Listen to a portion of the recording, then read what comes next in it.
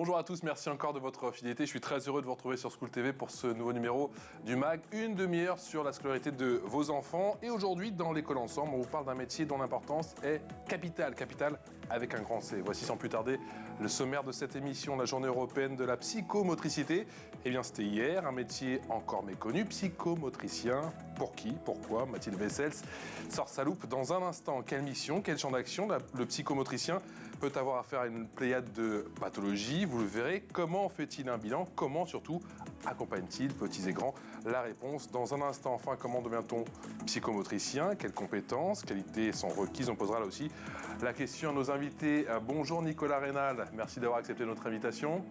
Vous êtes psychomotricien, bonjour, secrétaire général de la Fédération française des psychomotriciens. Baptiste Tremblot de la Croix est également présent. Bonjour. Vous êtes expert en psychomotricité et chargé de la communication de l'Association française des étudiants et des professionnels en psychomotricité. Merci à tous les deux. On a beaucoup de questions à vous poser. Ce sera dans un instant, juste après la loupe. Cheveux au vent, toujours. Mathilde.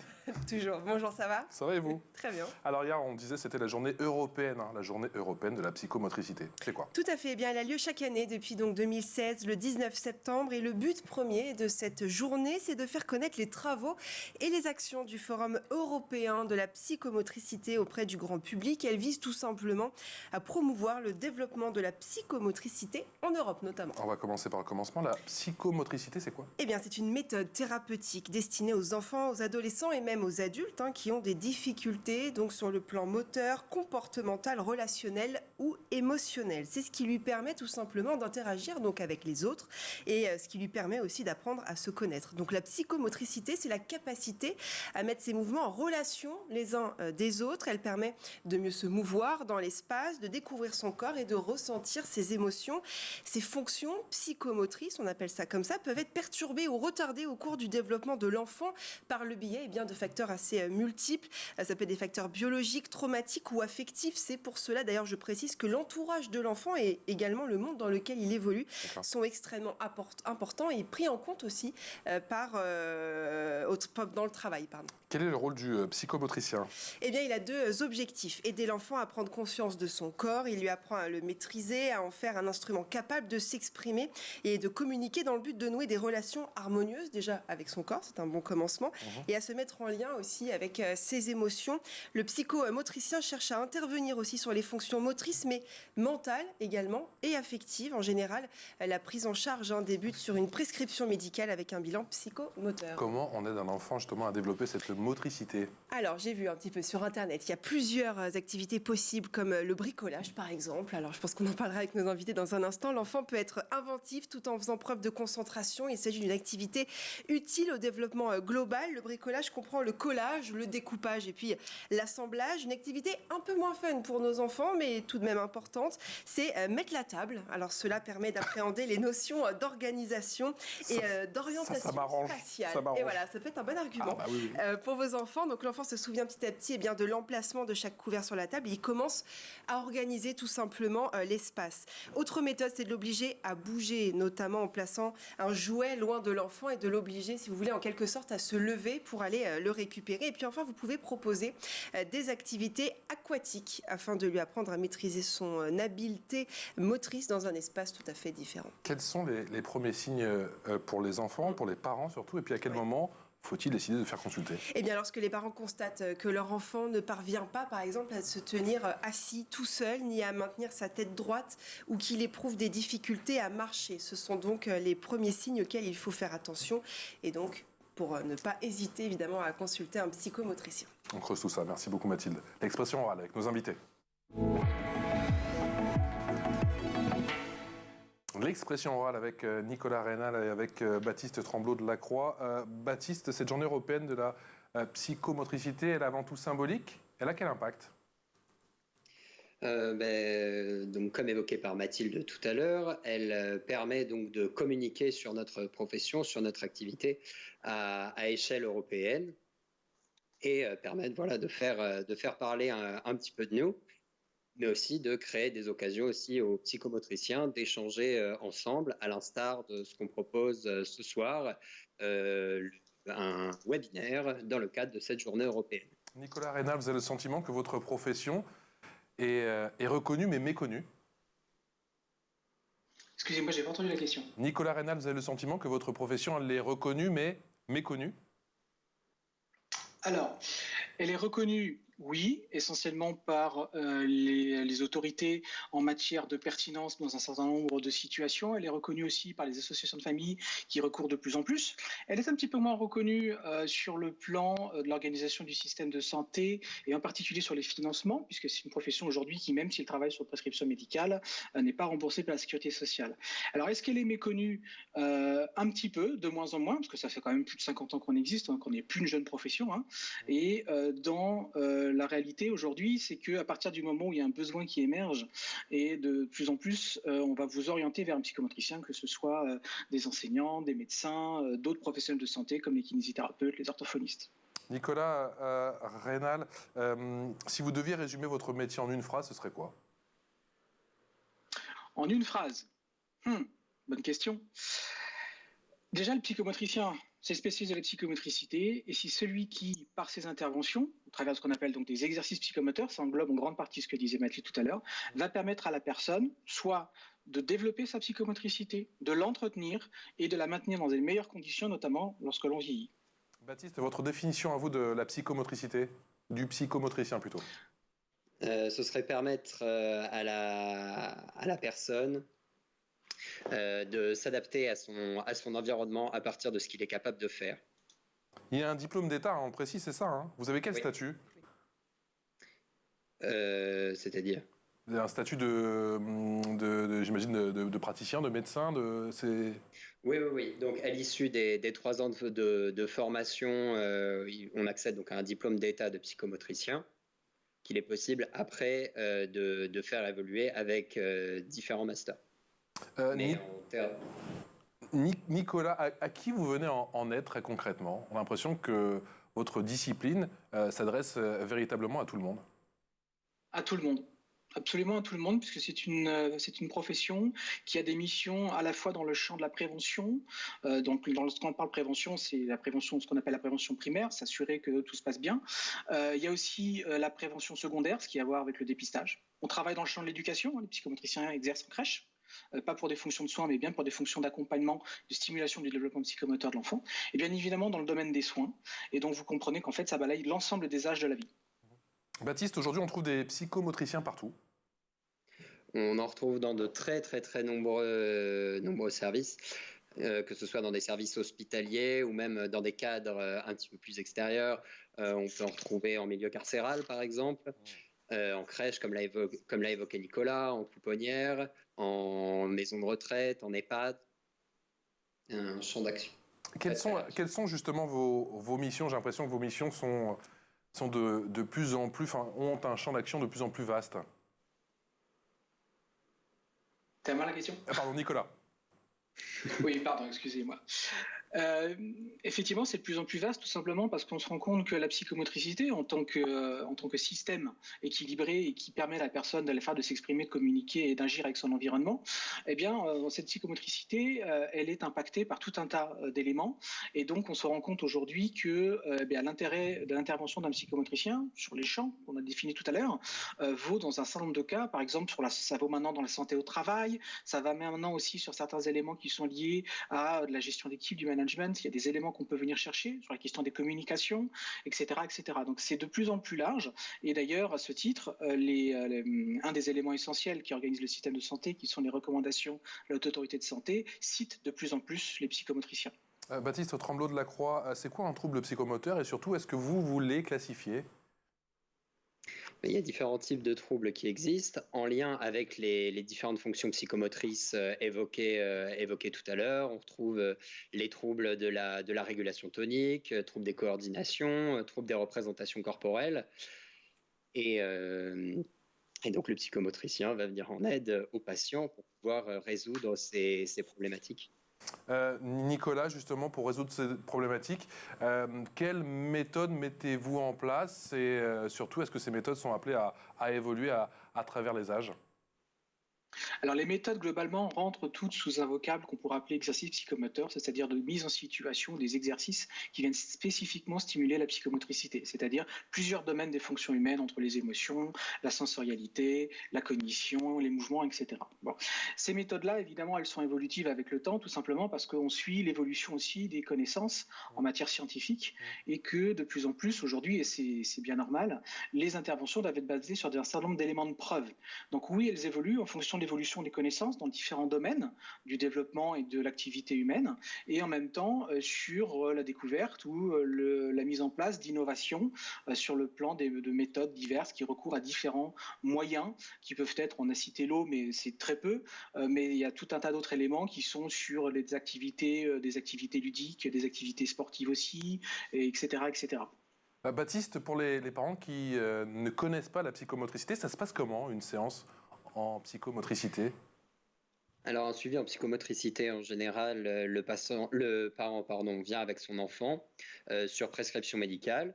Le psychomotricien accueille le patient, accueille les parents, a un entretien, mène une anamnèse, donc pour rassembler les éléments, on va dire, du développement de l'enfant, en général de la période de grossesse jusqu'à l'âge où l'enfant vient consulter, les différentes étapes de son développement psychomoteur. Ensuite, le psychomotricien réalise un bilan avec des épreuves étalonnées et des observations qualitatives, des observations psychomotrices. Et ensuite, le psychomotricien établit un plan de soins, différentes étapes, quelle méthode il va utiliser pour pouvoir aller aider le patient dans ces différents troubles. Nicolas Rénal, pour qu'on comprenne bien, c'est quel type d'exercice justement que vous utilisez, vous en tant que psychomotricien, pour établir ces bilans? Alors, les bilans sont constitués à la fois de tests et de mise en situation particulière. Les tests vont nous permettre de proposer à la personne qui fait l'objet de l'évaluation de réaliser une action ou de mettre en œuvre un certain phénomène sur le plan psychomoteur que l'on va comparer à un phénomène de référence. C'est-à-dire qu'on va regarder si la réalisation sur le plan qualitatif et sur le plan quantitatif correspond à ce qui est attendu à la norme, notamment pour les enfants en fonction de leur âge. Voilà. Et les épreuves sont, elles, moins quantifiées, c'est-à-dire qu'elles ont moins d'aspect quantitatif qui est important, qui permet d'objectiver un certain nombre de choses, mais ces épreuves vont nous permettre de mettre en œuvre la psychomotricité dans toute sa complexité et de pouvoir observer, cette fois sur un plan très qualitatif, un certain nombre de choses. Est-ce qu'il y a différentes approches, Baptiste, justement, puisqu'on imagine que les pathologies sont, pour ne pas dire infinies, non? Ce qui fait aussi la richesse de votre métier. C'est des problématiques qui sont très, très, très multiples, effectivement. Après, à nous, psychomotriciens professionnels, de mobiliser les bons outils adaptés. Certaines échelles, certaines mises en situation seront adaptées à telle ou telle pathologie, mais qui ne seront pas nécessairement adaptées pour d'autres. Après, c'est là aussi où l'observation du psychomotricien entre en compte pour pouvoir apprécier, on va dire, les capacités du patient. Baptiste, quand on est psychomotricien, on travaille en équipe? Tout dépend après dans quelle mesure. Si on exerce en libéral, effectivement, on est seul, mais on est amené à travailler avec d'autres professionnels, d'autres collaborateurs qui interviennent auprès de l'enfant, auprès du patient. Mais après, si on exerce en établissement, on est amené à travailler avec une équipe pluridisciplinaire. Pour exemple, je travaille avec des psychologues, des orthophonistes, un musicothérapeute. Beaucoup de professionnels interviennent. Nicolas, j'ai l'impression que Mathilde, ici présente en plateau, cherche à changer de métier. Elle est en plein questionnement. Quelles sont les qualités requises justement pour être je ne vais pas dire bon, mais pour être psychomotricien? L'adaptabilité, j'imagine, l'adaptation, la patience? Alors, adaptation, patience, effectivement, il faut un certain sens de la rigueur aussi, parce que c'est un travail qui demande une certaine exigence en matière de méthodologie, en matière de respect d'un certain nombre de protocoles. Il faut avoir une capacité empathique aussi, c'est-à-dire que, comme vous l'avez compris, l'émotion a une part importante dans le fonctionnement psychomoteur des sujets, et il faut être en capacité de pouvoir se mettre à la place des autres, de pouvoir comprendre ce que l'autre ressent, ce qu'il est capable de se représenter. Donc ça demande une capacité capacité comme ça à savoir se mettre à la place de l'autre, qui est absolument essentielle. Donc il y a véritablement des éléments de l'ordre, on va dire, du scientifique, de la méthode, de la rigueur, etc. Et puis il y a d'autres éléments qui sont beaucoup plus de la dimension humaine, mais aussi et surtout, et c'est le dernier point, c'est la créativité. Par définition, le psychomotricien, vous l'avez compris, lorsqu'il intervient, il va faire du sur-mesure tout le temps. Et quand vous faites du sur-mesure, ça veut dire que vous devez en permanence créer de nouveaux objets d'échange, de nouvelles situations, de nouveaux jeux pour pouvoir toujours maintenir l'intérêt de la personne et en même temps être au plus proche de ses besoins. L'exigence sur le plan émotionnel, justement, Baptiste, c'est ce qui a peut-être de plus difficile dans l'appréhension de votre métier. Effectivement, il y a une certaine sensibilité, mais après, on s'arme de patience, de compréhension, d'empathie, comme l'a dit Nicolas, pour comprendre au mieux ce que peut éprouver le patient et lui proposer les choses les plus adaptées en fonction de ses problématiques, mais aussi en fonction des choses que le patient peut apprécier, les choses qui peuvent l'intéresser, pour qu'il puisse rentrer donc dans le processus de soins, qu'il soit acteur aussi de ce qui se passe et pouvoir lui proposer un soin qui soit adapté, personnalisé pour lui et qui soit attrayant aussi pour lui, pour qu'il ait plaisir à venir travailler avec nous. Mathilde. Est-ce qu'il y a un âge minimum pour que les parents emmènent leur enfant voir un psychomotricien? Est-ce que ça va partir peut-être d'un an ou voire même quelques mois dès que l'on sent qu'il y a peut-être quelque chose à creuser? C'est en partie pour ça aussi qu'il y a des psychomotriciens dans des crèches qui peuvent effectivement faire de la prévention, ou si effectivement ils peuvent relever des difficultés, des retards, peut-être alerter et amener une prise en charge au plus vite. Nicolas, justement, quels sont les troubles les plus difficiles à déceler quand les enfants sont aussi jeunes? On parle effectivement de la toute petite enfance là. Les éléments les plus difficiles sont ceux qui vont avoir lieu à avoir trait à ce qu'on appelle des troubles du comportement, c'est-à-dire que l'enfant peut avoir des réactions vis-à-vis de son milieu qui peuvent paraître parfois étranges, bizarres, peut-être pas toujours adaptées. Il peut y avoir comme ça des écarts à la moyenne qui sont transitoires chez les enfants, mais c'est pas parce que cet écart, en tout cas cette petite différence, vous semble faible que pour autant il faut pas questionner. On peut questionner pourquoi mon enfant fait les choses peut-être un petit peu différemment, sans pourtant être d'emblée dans une inquiétude importante. Voilà. Donc, d'une façon générale, à partir du moment où on a le sentiment que notre enfant, même tout petit, ne présente peut-être pas les comportements ou n'a pas la même activité corporelle que les autres enfants de son âge ou que d'autres membres de la fratrie en comparaison, parce qu'on le fait obligatoirement quand on est deuxième, son troisième, on regarde, on compare et que ça fait le premier. À partir du moment où on se pose une question, il vaut mieux à ce moment-là venir traiter de cette question-là avec un psychomotricien qui pourra vous indiquer, vous donner un certain nombre d'éléments, vous dire si effectivement c'est normal, pas normal, parce qu'on parlait tout à l'heure de la marche, de la station assise, c'est pas un âge précis que ça intervient, ce sont des tranches d'âge. Donc on s'assoit entre tel âge et tel âge, on se met debout, on marche entre tel âge et tel âge. Donc c'est important, ça a deux vertus. La première, c'est que c'est une véritable action de prévention, qui veut dire qu'on a aussi une démarche de conseil auprès des familles, et ça a donc une fonction de dépistage, puisque au travers de l'évaluation qu'on va faire, on va pouvoir déterminer si ces petites différences, ces petits écarts nécessitent d'avoir une investigation plus importante. Mathilde.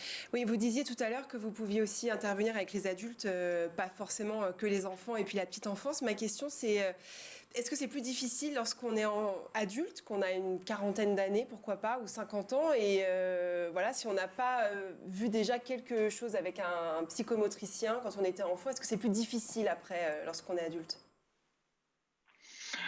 Eh bien, écoutez, a priori, non. C'est plus la représentation que vous avez d'aller voir un professionnel de santé pour une difficulté. Alors, soit c'est une difficulté qui est innée et que vous traînez, entre guillemets, si vous me passez l'expression, depuis très longtemps, soit c'est une difficulté acquise parce que vous avez eu un accident, parce que vous avez fait un épuisement professionnel, parce que vous avez des modifications, voilà. Donc, techniquement, si vous voulez, c'est pas plus difficile. Ce qui est peut-être le plus difficile, c'est la démarche.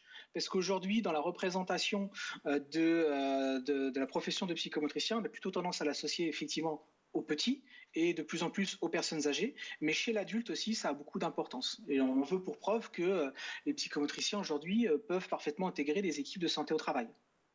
Baptiste, on l'a dit, hein, vous travaillez véritablement avec tout le monde, les bébés, les enfants, les jeunes adultes, même les seniors, de plus en plus, effectivement, ces dernières années.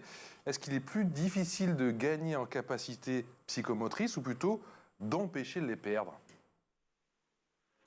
C'est-à-dire? C'est-à-dire, est-ce qu'il est plus facile au final de travailler avec j'imagine, avec les plus jeunes et de les faire gagner en psychomotricité, ou de travailler avec un senior et de l'empêcher de perdre toutes ses capacités? L'exercice est finalement assez différent. Là où sur l'enfant, on va être sur une courbe de progression plutôt croissante, chez la personne âgée, le but va être d'entretenir les capacités. On intervient beaucoup auprès de pathologies comme Alzheimer ou Parkinson. Et donc, on va être là plus dans la stimulation pour entretenir, maintenir les capacités cognitives et motrices. Là où chez l'enfant, on peut justement viser à développer ces capacités-là. L'info en plus, c'est avec Mathilde. L'info en plus de Mathilde Bessels, on parle cette fois-ci des parcours psychomoteurs. Tout à fait, ce sont des activités à plébisciter dans les crèches, donc les maternelles, les établissements spécialisés. Vous pouvez aussi faire ça chez vous avec vos enfants. Vous pouvez commander sur Internet ce dont je vais vous parler dans un instant. Pour ces parcours, il faut généralement des cerceaux, des cônes, des planches ou des arches afin de composer un enchaînement d'obstacles et d'épreuves plus ou moins faciles à réaliser. Cela permet aux enfants donc de découvrir, explorer et expérimenter l'espace par le jeu. Et ces parcours, ils sollicitent uniquement la motricité? Alors effectivement, la motricité, elle est sollicitée donc, car l'enfant doit grimper, sauter, etc. Mais il devra aussi travailler la mémorisation et la résolution de problèmes. Cela augmente aussi la confiance en soi en prenant conscience de ses capacités physiques et aussi à se repérer dans l'espace par rapport aux objets qui l'entourent. Nicolas Rénal, effectivement, elle le disait, Mathilde, il y a l'aspect physique et bien évidemment l'aspect mental qui est primordial dans votre métier. Oui, effectivement. Quand on parle de psychomotricité, on entend le mot psychologie derrière, évidemment. Mais derrière la psychologie, il y a effectivement ce qui a trait à l'affectif, à l'émotionnel, mais il y a aussi beaucoup les aspects qui sont d'ordre cognitif. Tout ce qui va se construire les apprentissages chez l'enfant, ça se travaille très tôt. Et les parcours psychomoteurs, et en particulier lorsqu'ils sont structurés par les psychomotriciens, vont venir chercher de façon tout à fait précise des exercices ou des mises en situation, des parcours qui vont stimuler en même temps, et c'est le en même temps qui compte, la motricité, les sens, mais aussi la cognition, la façon de réfléchir. Baptiste Tremblot de la Croix, vous avez le sentiment justement que mois après mois, année après année, vous peaufinez, vous parachevez vos différentes techniques justement au contact des enfants notamment?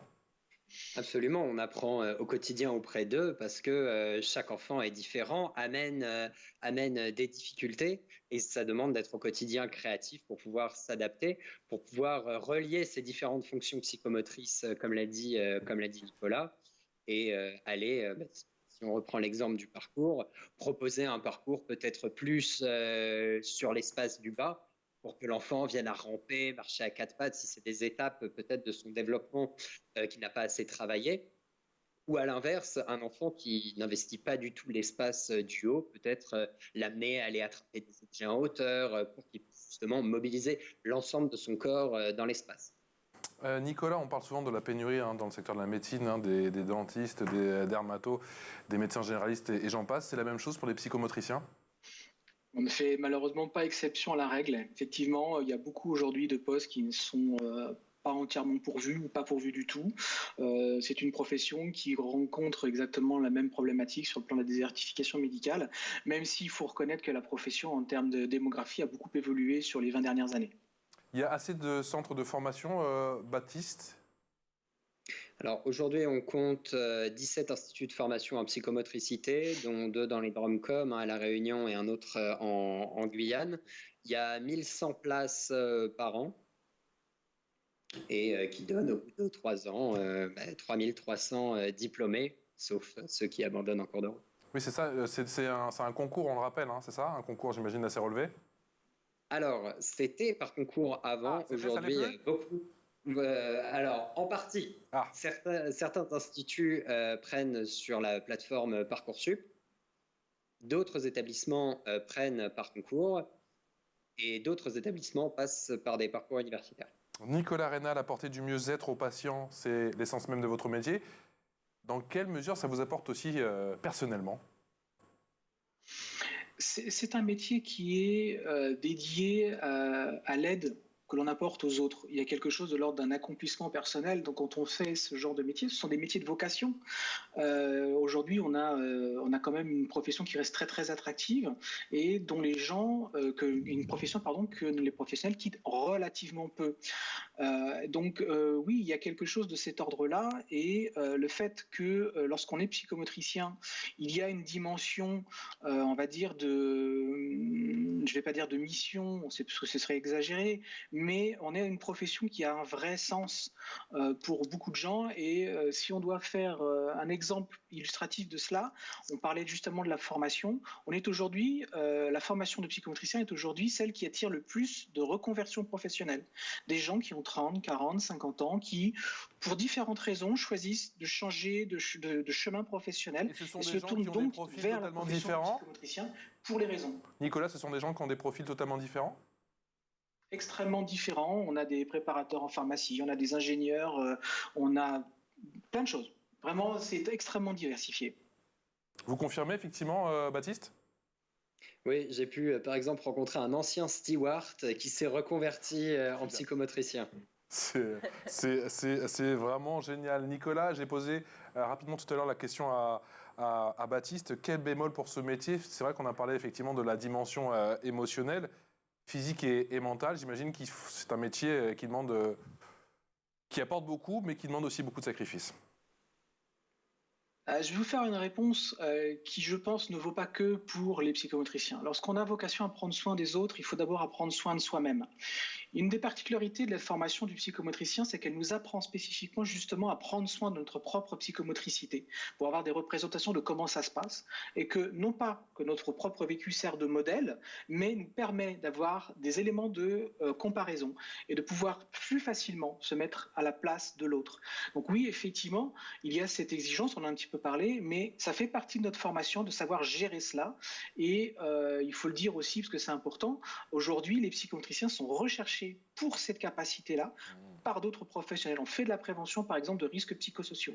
Baptiste, on peut avoir un ou deux petits conseils avant de se quitter. Comment on prend soin justement de sa propre psychomotricité? Être attentif à ce qu'on ressent au niveau émotionnel, ses émotions, pas hésiter à en parler aussi. Et aussi être attentif à ce qui peut se passer dans notre corps. Si on a des tensions, des choses comme ça, se rendre compte, parce que le corps ne trompe pas finalement. L'exemple tout simple, c'est quand on est malade, on ne se sent pas très bien dans le corps et on ne se sent pas très bien dans notre tête. Donc finalement, c'est un reflet de notre propre état émotionnel. Ouais. Donc être vigilant à ce qu'on ressent dans notre corps, ce qu'on ressent dans notre tête. Je pense notamment à ceux qui ont mal au dos, notamment, qui disent effectivement, d'où la fameuse expression « j'en ai plein le dos ». Voilà, moi je crois que je dois m'occuper de mon diaphragme, en tout cas, voilà, je vous dis tout. Mais il est très détendu, ça a été vraiment une émission très enrichissante, on vous remercie beaucoup, Mathilde et moi, effectivement, pour ces échanges qui ont été véritablement fructueux. On espère qu'on a donné, eh bien, pourquoi pas, l'envie à bon nombre de nos téléspectateurs de s'intéresser justement à votre métier qui est assurément l'un des plus beaux métiers du monde. Merci à tous les deux. Je rappelle bien sûr Nicolas Reynal, psychomotricien, secrétaire général de la Fédération française des psychomotriciens, et Baptiste Tremblot-Delacroix, expert en psychomotricité, chargé de communication de l'Association française des étudiants et professionnels en psychomotricité. Je crois que j'ai tout dit. Tout est dit. On se retrouve demain. Allez, à demain. Ciao.